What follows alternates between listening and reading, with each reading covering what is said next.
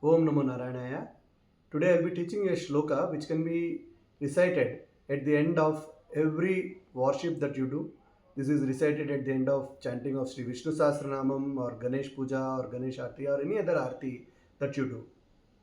कायेन वाचा मनसेन्द्रियैर्वा बुद्ध्यात्मना वा प्रकृतेः स्वभावात् करोमि यद्यत् सकलं परस्मै नारायणायेति समर्पयामि. I will repeat.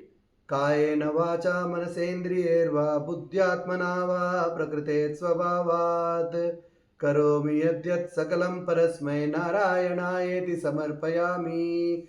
Whatever I do, whatever I am doing, my mind, my heart, and everything is for the devotion to Lord Narayana, is what we are saying in this. So, whatever puja we do, whatever worship we do, at the end, we dedicate it to the glories of Lord Sriman Narayana. With that, Hari Om, Om Namo Narayana.